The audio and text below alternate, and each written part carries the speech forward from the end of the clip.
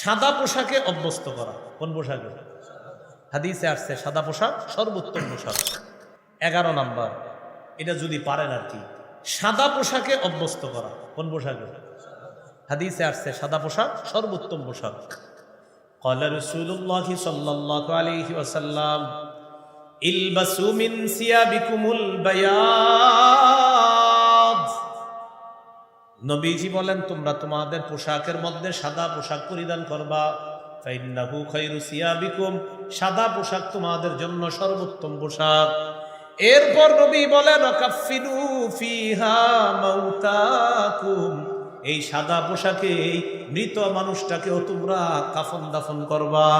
জীবিতরা সাদা পোশাক পরবা, মরাকেও সাদা পোশাক পরায়া দিও। জীবিতরা সাদা কেন পরবে? জীবিত মানুষটা যখন দেখবে আমার শরীরে সাদা পোশাক, আমি যদি একটু পরে মারা যাই, মানুষ আমারে এই সাদা পোশাক দিয়ে আবার কবরে রাখবে। সাদা পোশাক মানুষকে মরণের কথা স্মরণ করে। সাদা পোশাক মানুষকে মরণের কথা স্মরণ করায় যে আমার শরীরে সাদা পোশাক। ইন্না লিল্লাহ, আমি যদি মারা যাই, আমারে আমার আত্মীয় স্বজন সাদা পোশাক পরায় কবরে রাখবে। কয় নাম্বার গেল? 11।